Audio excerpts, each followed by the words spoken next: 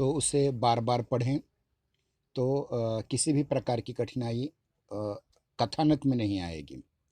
यानी उपन्यास की पूरी कहानी जो है, जो 13 प्रकरणों में बंटी हुई है, वो सारी कहानी आपको इन 16 पृष्ठों के माध्यम से समझ में आ जाएगी।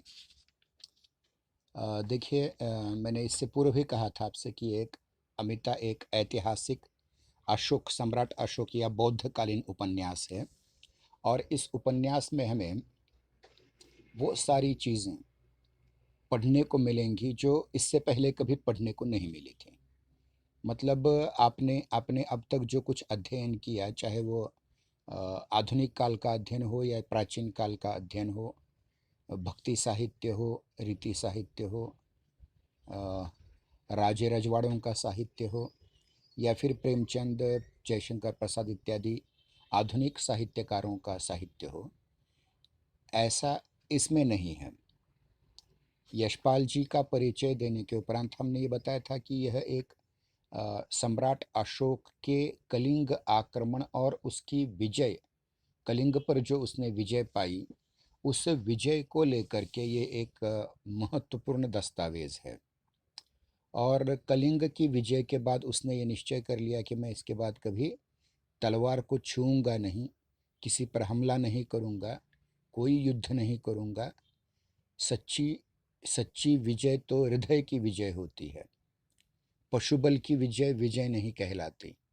तो इस प्रकार से जो उसने शिलालेख बनाया, इस घटना पर आधारित यह सारा उपन्यास है। और इस उपन्यास को देखा जाए तो देखिए, मैंने उपन्यास की भी पीडीएफ डाली हुई है। लगभग वो 250 पृष्ठों की है, अड़िज से पान 250 पृष्ठों की है। और ये जो मैंने कथासार आपको बताया है या दिया है रात में, उस कथासार की प्रिंट आउट निकाल लीजिए। पीडीएफ है तो आप कहीं भी उसे प्रिंट आउट कर सकते हैं निकाल करके।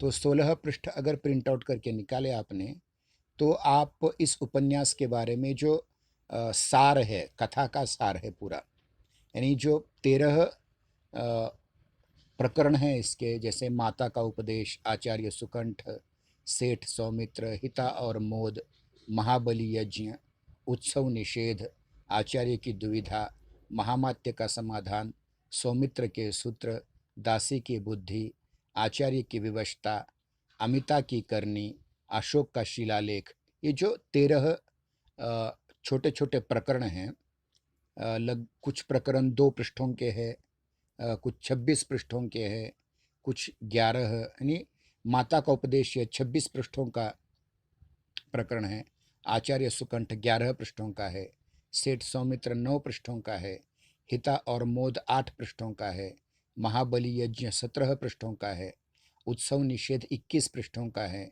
आचार्य की दुविधा 7 पृष्ठों का है, महामात्य का समाधान 15 पृष्ठों का है, सौमित्र के सूत्र 17 पृष्ठों का है, दासी की बुद्धि 35 पृष्ठों का है, सबसे बड़ा है 35 आचार्य की विवशता 31 पृष्ठों का है, अमिता की करनी 18 पृष्ठों का है और अशोक का शिलालेख सबसे छोटा है, 3 पृष्ठों का है। और इसके पूर्व जो प्राक्कथन है, प्राक्कथन 2 पृष्ठों का है।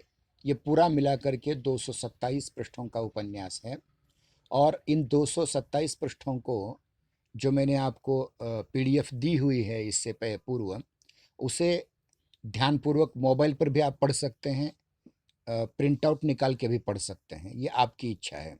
मोबाइल पर पढ़ना कभी कभी बहुत कठिन हो जाता है, लेकिन अगर एक बार आप उसका प्रिंट आउट निकालेंगे, 250 पृष्ठ के लिए लगभग 50 या 250 पृष्ठ, मतलब अ, अगर आगे पीछे देखा जाए तो वो 100 सवा 100 पृष्ठों के पास हो जाते हैं। और ये प्रिंट आउट एक ही पेज पर 2 पेज मतलब बिठा करके 50-52 पृष्ठों तक उसका आगे पीछे ऐसे प्रिंट आउट निकल सकता है। कोई भी जेरोक्स वाला जो रामकृष्ण परमहंस महाविद्यालय के सामने है, एमएस वाला, वो आपको 25 रुपये 30 रुपये में निकाल कर दे सकता है, वो निकाल लीजिए। और जो रात में पीडीएफ भेजी है वो 16 पृष्ठों की है, आप कभी भी वो पढ़ भी सकते हैं, निकाल भी सकते हैं। अगर ये 2 पुस्तकें ठीक ढंग से पढ़ ली आपने, तो आपको इस उपन्यास में कोई अड़चन नहीं आएगी। अब देखिए कि जो रात में मैंने आपको दिया है 16 पृष्ठों का, उसमें से कुछ मैं आज आपको समझाने की कोशिश करता हूँ। अब देखिए कि ये जो उपन्यास का कथासार है, ध्यान दीजिए, आप बचपन से कहानियाँ पढ़ते आए हैं, नाटक देखते आए हैं, टीवी सीरियल देखते आए हैं, फ़िल्में देखते आए हैं, तो इसमें अगर पूछा गया आपको इसकी स्टोरी क्या है, तो आप आसानी से बता सकते हैं कि इसकी स्टोरी इस प्रकार है, ये नायक है, ये नायिका है, ये खलनायक है, इनमें किस प्रकार से संघर्ष निर्माण होता है और उस संघर्ष का शमन कैसे होता है। तो ये कथानक पूरा होता है।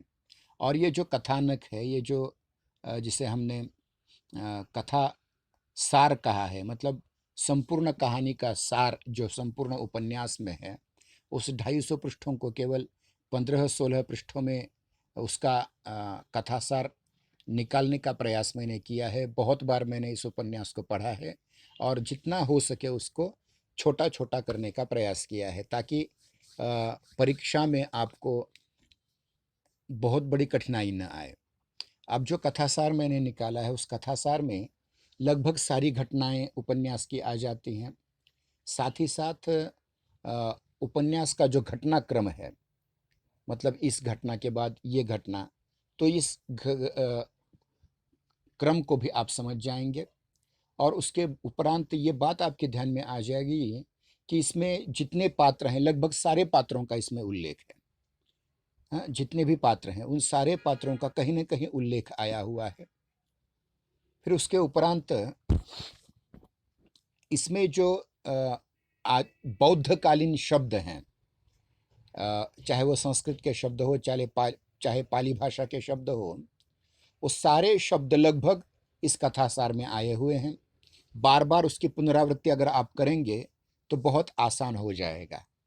क्योंकि मैंने इससे पूर्व भी आपसे कहा था कि यह एक ऐतिहासिक उपन्यास होने के कारण इसमें आजकल के शब्दों का प्रयोग नहीं है, अपितु 2000 वर्ष पहले, यानी जब ईसवी सन की शुरुआत भी नहीं हुई थी, तब का ये कथानक है। और तब के इस कथानक को समझने के लिए उस काल के देश काल वातावरण के साथ-साथ उस काल में बोले जाने वाली भाषा में जो प्रयुक्त होने वाले शब्द हैं, उन शब्दों का भी इसमें हमने प्रयोग किया हुआ है। अब देखिए कि मैं धीरे-धीरे आज एक 2-3 पृष्ठ आपको पढ़ कर के दिखाऊँगा कथासार के। तब आपको ये पता चल जाएगा कि कितना कठिन है और कितना आसान है। मैं आसान इसलिए कह रहा हूँ कि स्टोरी लाइन हमें ध्यान में रह जाती है, कोई कठिन उसमें बात नहीं है। लेकिन पात्रों के जो नाम हैं, उन पात्रों के नाम और घटनाओं में प्रयुक्त होने वाले तत्कालीन शब्द, हालाँकि ये आज की हिंदी में लिखा गया है, लेकिन कलिंग और मगध ईसा से पूर्व 2000 वर्ष पहले में उस समय का वातावरण चित्रित करने के लिए उन्होंने कुछ उस समय के शब्दों का प्रयोग किया है, चाहे वो शब्द विशुद्ध संस्कृत के तत्सम शब्द हों या फिर पाली, प्राकृत इत्यादि भाषाओं के शब्द हों। हालाँकि व्याकरणिक संरचना उसकी आज की हिंदी की है, लेकिन उसमें आने वाले कुछ शब्द उस काल के शब्द हैं। इसलिए इस ऐतिहासिक उपन्यास को थोड़ा ध्यानपूर्वक पढ़ने की आवश्यकता है। और ध्यान रहे, हमारी मातृभाषा मराठी होने के कारण हिंदी और मराठी दोनों की लिपि, देवनागरी लिपि एक ही होने के कारण उतनी कठिनाई नहीं आती। थोड़ा-सा मन लगा करके, ध्यान लगा करके पढ़ना पड़ता है, इतना ही ध्यान दें। तो आज हम आरंभ करते हैं कि इस उपन्यास का कथासार कैसा है। केवल 1-2 पृष्ठ आज लेंगे, कल कुछ और पृष्ठ लेंगे, ऐसा करके हम इस और अगले हफ्ते में इस उपन्यास का कथासार पूरा करेंगे। फिर उसके बाद पात्र, चरित्र, चित्रण, देश-काल, वातावरण, संवाद, भाषा शैली और उद्देश्य, इसकी ओर जाएँगे। तो हम आरंभ करते हैं आज पहले पृष्ठ से। पहला कथासार का कथानक का जो कथासार है उसको देखिए। शब्दों पे ध्यान दें। कलिंग के महाराजाधिराज करवेल। अब इसमें आपको क्या पता चलता है कि कलिंग, जिसको आज हम उड़ीसा कहते हैं, उसके अशोक काल में कौन थे? अशोक के काल में राजा थे महाराजाधिराज करवेल। क्या नाम है उनका? करवेल।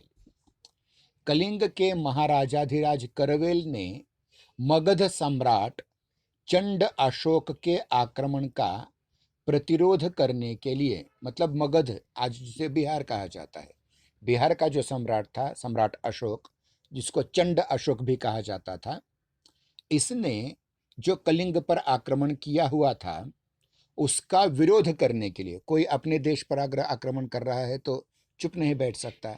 आक्रमण करने वाले को मुंहतोड़ जवाब देने के लिए करवेल ने भी उसके आक्रमण का प्रतिरोध किया, मतलब विरोध किया और अपनी सेना का संचालन किया। मतलब जो कलिंग की सेना थी, उस कलिंग की सेना के सबसे आगे स्वयं राजा करवेल थे और संचालन किया। इस युद्ध में चंड अशोक हार गया। मतलब मगध का सम्राट, बिहार का सम्राट अशोक, जो सम्राट अशोक था, वह करवेल की सेना के द्वारा हार गया। लेकिन इस युद्ध में उन्हें विजय प्राप्त हुई, करवेल को विजय प्राप्त हुई थी, परंतु वे घायल अवस्था में लौटे थे। मतलब युद्ध किया, जीत गए तो सब कुछ ठीक है, ऐसा नहीं है। कभी कभी जीतने वाला भी घायल हो जाता है। घायल मतलब कहीं तलवार लग गई, कहीं बाण लग गया, तो वो विजय तो प्राप्त की उन्होंने, लेकिन उन्हें घायल अवस्था में लौटना पड़ा था।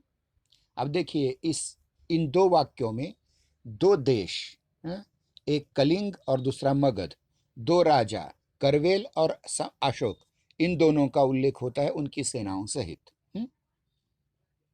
अनेक चतुर्वैद्यों तथा शल्य क्रिया में दक्ष चिकित्सकों ने, अब देखिए वैद्य शब्द आपको पता होगा, वैद्य मतलब डॉक्टर, तो अनेक चतुर्वैद्य थे जिन्होंने इस पर उपचार किए महाराज करवेल पर। इतना ही नहीं, कुछ शल्य क्रिया में दक्ष, शल्य क्रिया आजकल जिसे कहते हैं ऑपरेशन,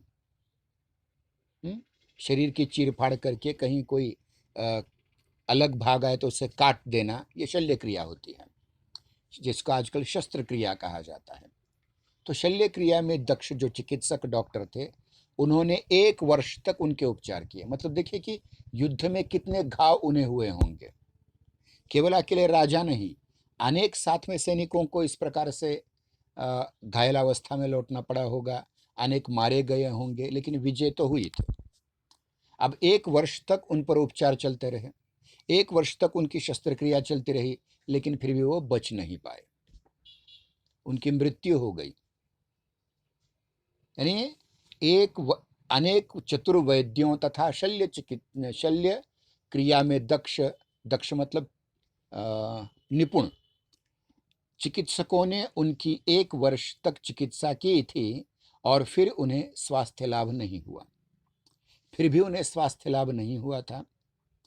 उन्होंने देखिए, वह वीर गति से देवलोक आरोहण करते समय भी अधीर नहीं हुए थे। लेकिन वो जब उन्हें पता चला कि अब मैं जीवित नहीं रहने वाला हूं, वे अधीर नहीं हुए, घबराए नहीं, अपितु उन्होंने वीर गति से, मतलब जिस प्रकार से एक वीर की गति होती है युद्ध भूमि में, इसी प्रकार से वीर गति से वे देवलोक मतलब स्वर्ग के लिए आरोहण कर गए। यानी इसका तात्पर्य यह है कि बिना घबराए, बिना हिचकिचाहट के, बिना किसी व्यवधान के उन्होंने अपने द्वारा किए गए युद्ध में हुई घायल अवस्था के कारण उन्होंने अपना शरीर त्याग दिया। लेकिन उसके पहले उन्होंने क्या किया? देखिए, राजा है और राजा होने के कारण मरते समय उसे अपना नया उत्तराधिकारी देना पड़ता है। उसके बाद कौन राजा होगा? तो उन्होंने अपनी मंत्री परिषद बुलाई, आजकल जिसे कैबिनेट कहा जाता है, मिनिस्ट्री कैबिनेट। तो उस मंत्री परिषद को उन्होंने बुलाया और अपने वंश मतलब अपनी बेटी, अपनी पत्नी तथा राज्य की रक्षा, कलिंग राज्य की रक्षा का भार अपनी मंत्री परिषद पर सौंप दिया। देखो, मैं तो जा रहा हूं, मैं तो मर रहा हूं, लेकिन मेरे बाद मेरे राज्य की रक्षा होनी चाहिए, मेरे वंश की रक्षा होनी चाहिए, इस प्रकार उन्हें उनसे वचन लिया। और कह दिया कि कलिंग के राज्य के उत्तराधिकारी के रूप में एक शिशु बालिका, एक छोटी सी बालिका, 6 वर्ष की बालिका, 6-7 वर्ष की बालिका जिसका नाम अमिता है, जिस नाम से इस उपन्यास का नामकरण हुआ है, उस अमिता को वो छोड़े जा रहे हैं कि मेरे बाद इसे राज सिंहासन दें। अब देखिए कि प्रायः अगर लड़का हो, बेटा हो, पुत्र हो, तो उसे राजगद्दी पर बिठाया जाता है, लेकिन इन्हें कोई पुत्र था नहीं, तो इसलिए उन्होंने 7 साल की छोटी सी बच्ची को अपनी उत्तराधिकारी के रूप में सौंप कर चले गए।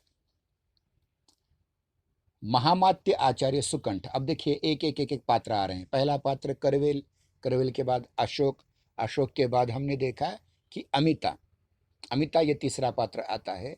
और जो मंत्री परिषद है, उन मंत्री परिषद के जो प्रमुख सदस्य हैं उनके भी नाम हमारे सामने आते हैं। महामात्य आचार्य सुकंठ, महामात्य आर्य सुकंठ या आचार्य सुकंठ। कौन है महामात्य? मतलब चीफ मिनिस्टर या प्राइम मिनिस्टर, उस राज्य का प्रधानमंत्री या प्रमुख मंत्री जो है उसका, उसको मंत्री के जगह उस समय आमात्य कहा जाता था। जो उसका महामात्य है, महामंत्री है, वह आचार्य सुकंठ। फिर उसके बाद महासेनापति भद्रकीर्ति।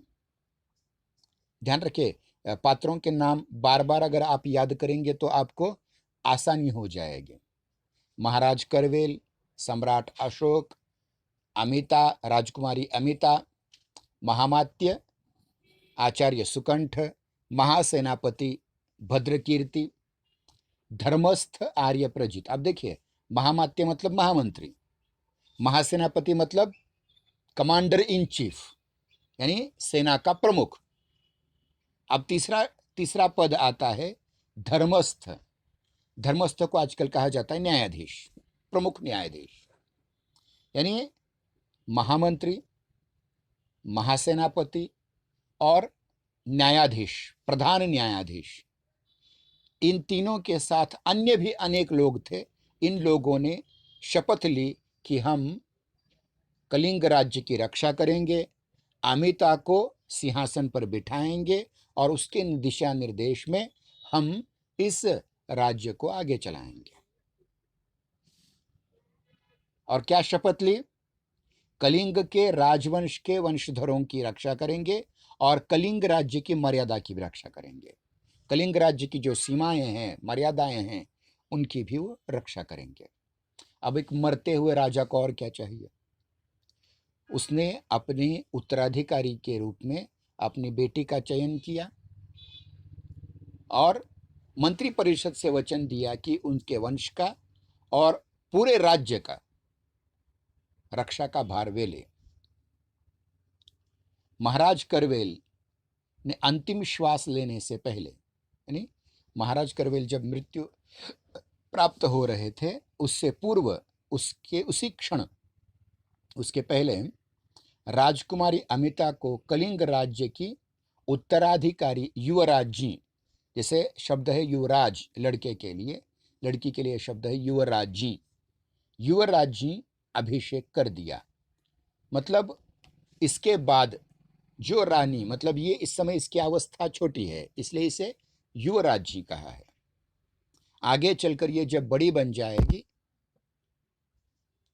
आगे चलकर के इसकी जैसे आयु वृद्धि होगी, तो अपने आप यही अगली महारानी होगी।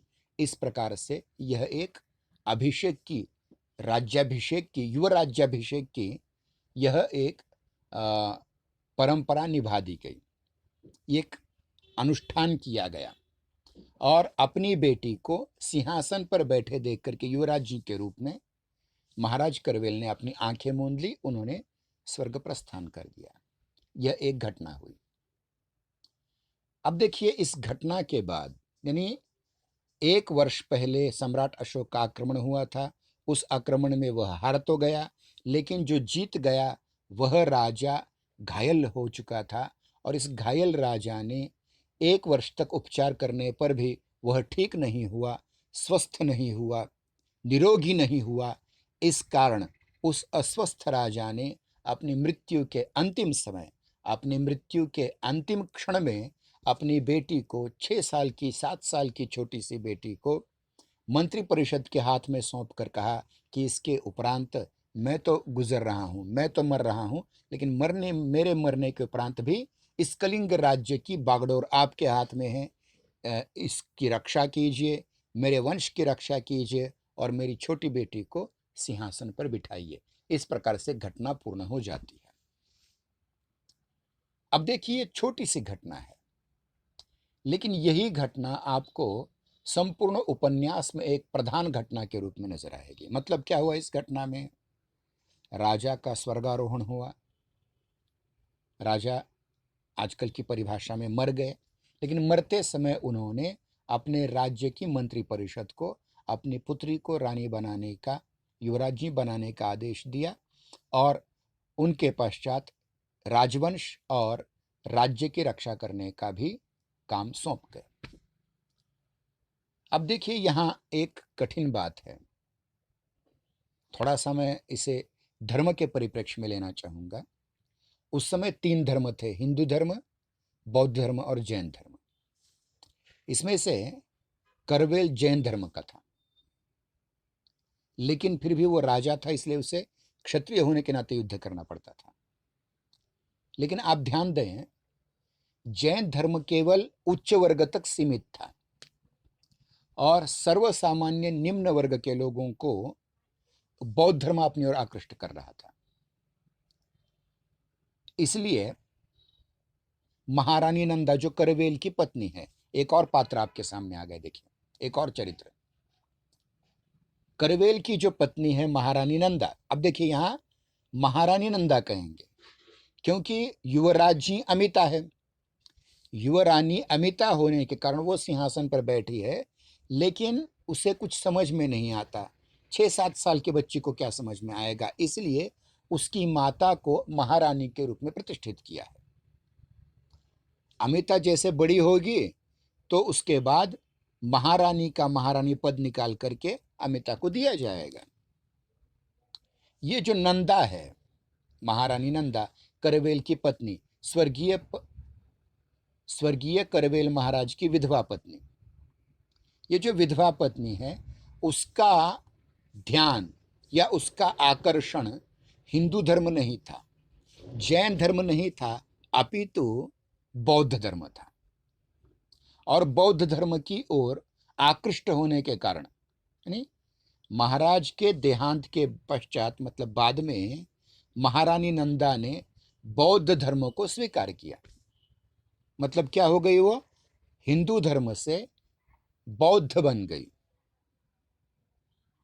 ध्यान रहे, एक ही घर में 3-3 धर्म है। करवेल जैन है, करवेल जैन है, नंदा बौद्ध है, लेकिन अमिता उसकी बेटी हिंदू है। उस समय ऐसा चलता था। उस समय इस प्रकार कोई आपत्ति नहीं थी। इसके पहले भी सम्राट अशोक जो है, सम्राट अशोक के पिता बिंदुसार, बिंदुसार के पिता चंद्रगुप्त, जिन्हें आचार्य चाणक्य ने मगध का सम्राट बनाया, वह हिंदू था। लेकिन बाद में जब उसे वैराग्य प्राप्त हुआ तो उसने जैन धर्म का स्वीकार किया। यानी हिंदू हो, बौद्ध हो या जैन हो, ये तीनों जो उपासना पद्धतियां हैं वो भारतीय हैं। हिंदू धर्म में जो यज्ञ यागादि हुआ करते थे, जिसमें कभी कभी बलि दी जाती थी, ऐसे प्राणियों पशुओं की बलि के विरोध में जैन और बौद्ध धर्म जो अहिंसा को ज्यादा महत्व देते हैं, वो निर्माण हुए। मतलब हिंदू धर्म में जो प्रथा थी पशुओं को काटने की, मारने की, उसके विरोध में ये 2 धर्म सामने आए, जिसको हम जैन और बौद्ध धर्म कहते हैं। जैन पहले का है, बौद्ध बाद में का है। हालांकि जैन धर्म के अंतिम तीर्थंकर स्वामी महावीर जी और गौतम बुद्ध ये समकालीन थे। तो देखिए कि महाराज के देहांत के बाद, महाराज की मृत्यु के बाद करवेल की मृत्यु के बाद महारानी नंदा ने बौद्ध धर्म को अपनाया था, स्वीकार किया था, और अपनी बेटी के प्रति, अपने राज्य के प्रति जितने भी कर्तव्य थे, उन कर्तव्यों के पालन करने वो सतर्क थी, सक्षम थी। भले ही उन्होंने बौद्ध धर्म अपनाया हो, लेकिन एक राजरानी का कर्तव्य वो कर रही हैं, एक महारानी का कर्तव्य कर रही हैं। अपने राज्य और अपनी बेटी के प्रति जो उनके कर्तव्य हैं, उन कर्तव्यों को वो निभा रही हैं। एक दिन क्या होता है, घटना देखिए। अब देखिए, यहाँ जो माँ का उपदेश, ये जो पहला प्रकरण है, उस प्रकरण का चरम बिंदु आ जाता है, एक उच्च अवस्था आ जाती है उसकी। एक बार क्या होता है कि महारानी नंदा एक किसी बौद्ध चैत्य में, चैत्य पूजा स्थल, पूजा करने के लिए जाती हैं गौतम बुद्ध की। पर वहां की प्रजा से उन्हें ज्ञात होता है, जानकारी मिलती है कि राजपुरुष, राजपुरुष मतलब पुलिस, आजकल पुलिस मतलब ऐसे सैनिक जो देश की अंतरंग व्यवस्था का निरीक्षण करते हैं, ऐसे ऐसे राजपुरुषों द्वारा प्रजा की धरती छीनी जा रही है, उनकी झोपड़ियों को उजाड़ दे रहे हैं। ये घटना है। क्या ज्ञात होता है, जब वो चैत्य में पूजा के लिए जाती है तो कुछ लोग उनकी ओर आते हैं और कहते हैं कि महारानी रक्षा कीजिए, रक्षा कीजिए, हमारी जमीनें छीनी जा रही हैं, हमारी झोपड़ियां नष्ट की जा रही हैं राजपुरुषों के द्वारा, मतलब सैनिकों के द्वारा। यह सुनकर महारानी कहती है कि उन्हें दुर्ग नहीं चाहिए, मतलब ये धरती क्यों छीनी जा रही है। तो राजपुरुष ये कहते हैं प्रजा से, राजपुरुष प्रजा से ये कहते हैं कि यहाँ एक नया दुर्ग बनेगा। दुर्ग मतलब किला, गढ़, एक नया दुर्ग बनने वाला है, एक नया सैनिक स्कंधावर, सैनिक शिविर बनने वाला है, या बहुत बड़ा राजमहल बनने वाला है, जिसके कारण उनकी जमीन छीनी जा रही है। अब ये सुन करके नंदा को आश्चर्य होता है कि मैंने तो कोई आदेश नहीं दिया था, क्योंकि वो राज्य की प्रमुख थे इस समय, उन्होंने तो कोई आदेश नहीं दिया था, फिर यह आदेश दिया किसने। अभी उनके मन में विचार आते हैं और वो प्रजा से कहते हैं कि हमें कोई दुर्ग नहीं चाहिए, हमें कोई सैनिक स्कंधावर नहीं चाहिए, हमें कोई राजमहल नहीं चाहिए। आप ध्यान रखिए, इसके बाद राजमहल के लिए शब्द प्रयुक्त होगा संस्कृत का राजप्रासाद, प्रसाद नहीं, प्रासाद, राजप्रासाद। हमें कोई राजप्रासाद नहीं चाहिए, हमें किसी प्रकार से किसी की जमीन छीन कर उस पर बलात् कब्जा नहीं करना है। ये सारी घटनाएं पहले पृष्ठ में होती हैं। अब देखिए, महारानी को पता नहीं है कि कुछ लोगों की जमीनें छीनी जा रही हैं, प्रजा की, उनकी झोपड़ियों को नष्ट किया जा रहा है। अब वो बौद्ध चैत्य में जैसे पूजा पाठ के लिए आती है, भगवान गौतम बुद्ध की मूर्ति की पूजा करने आती है, तो कुछ लोग प्रतिनिधि के रूप में उसकी ओर आते हैं और कहते हैं कि हमारी जमीन छीनी जा रही है, हमारी झोपड़ियां नष्ट की जा रही है।